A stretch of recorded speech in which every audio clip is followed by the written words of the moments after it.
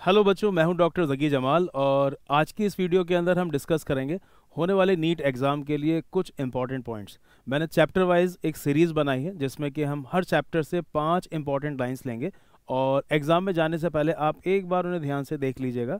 वैसे तो पूरे साल आपने माशाल्लाह बहुत अच्छे से तैयारी की होगी, मुझे उम्मीद है। एक बार हम उन लाइंस को थोड़ा सा और ध्यान रखेंगे ताकि अगर उनसे कोई सवाल बन जाता है तो हम उन्हें बिल्कुल सही तरीके से अटेम्प्ट कर सके। तो शुरू करते हैं 11th क्लास के पहले चैप्टर द लिविंग वर्ड से।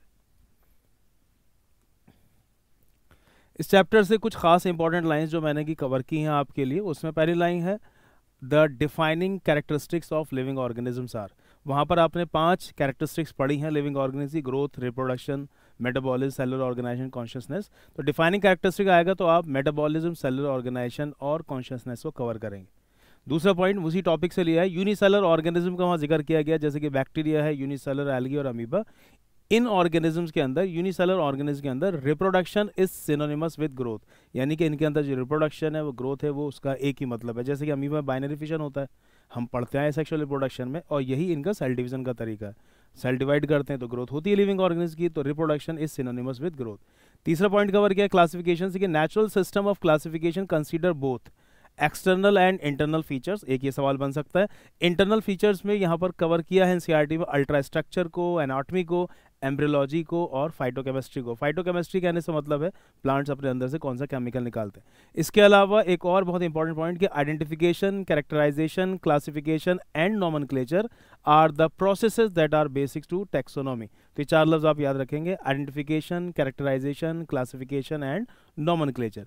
इसके अलावा एक और इंपॉर्टेंट पॉइंट कवर किया फैमिलीज से कि families are characterised on the basis of both vegetative and reproductive features of plant species. वैसे आपने जब मॉर्फोलॉजी पढ़ी होगी तो आपको जब टीचर ने फैमिलीज पढ़ाई होंगी तो पहले वो उनके वेजिटेटिव फीचर्स लिखाते हैं और उसके बाद उनके रिप्रोडक्टिव फीचर यानी फ्लोरल फीचर्स कि उनके अंदर सेपल, पेटल, स्टेमन, कार्पल, इन सब के बारे में वहाँ पर बताया जाता है। तो ये है हमारे लिविंग वर्ड के 5 इंपॉर्टेंट लाइंस। इसके बाद हम शुरू करते हैं बायोलॉजिकल क्लासिफिकेशन। बायोलॉजिकल क्लासिफिकेशन के 5 इंपॉर्टेंट पॉइंट्स आप याद करेंगे। The most abundant micro organisms are, अगर ये सवाल आता है तो ऑफ कोर्स आपको आंसर लगाना है बैक्टीरिया।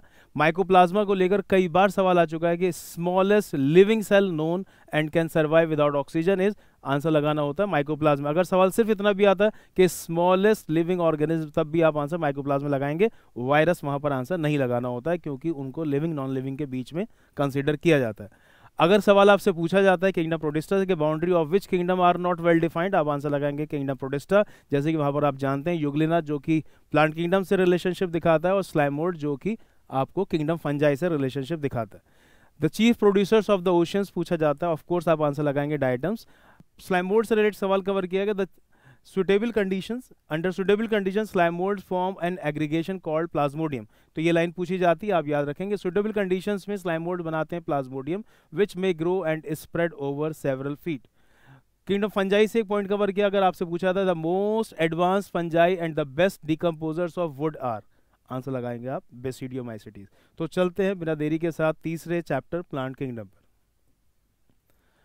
प्लांट किंगडम के अंदर आपने पहला टॉपिक एल्गी पढ़ा होगा, उसमें green algae, brown algae, red algae topic आपने कवर किया होगा। ब्राउन एल्गी के अंदर आपने ये सुना होगा कि उनके बॉडी को 3 पार्ट में डिवाइड किया था: होल्ड फास्ट, स्ट्राइप और फ्रंट। तो हो सकता है ये सवाल इस साल आपसे पूछ लिया जाए कि कौन सी एल्गी के अंदर प्लांट बॉडी 3 पार्ट में डिवाइड होती है, hold fast, stripe and front. तो या तो ऑप्शन दे रखा होगा ब्राउन एल्गी या फिर फेयोफाइसी। तो ये लाइन आप याद कर लेंगे, hold fast, stripe and front constitute the plant body of brown algae या फेयोफाइसी। फ्लोरिडियन स्टार्च आपने उधर रेड एल्गी के अंदर सुना हो गया कि red algae store their food in the form of floridean starch. उसी पर एक सवाल पहले भी नीट में आ चुका है, हो सकता है फिर रिपीट हो जाए। Floridean starch has structure similar to, तो आपको आंसर याद करना है अमाइलोपैक्टिन एंड ग्लाइकोजन। इसके अलावा ब्रायोफाइट में लीवरवॉर्ड को लेकर एक सवाल कि the sporophyte is completely dependent on gametophyte for food, water and habitat is, तो आपको आंसर लगाना है लिवरवॉर्ड। और यही क्वेश्चन अगर मॉसेस पर होता तो हम लिखते पार्शियली डिपेंडेंट, है ना। यहाँ लिवरवॉर्ड में टोटली डिपेंडेंट रहता है।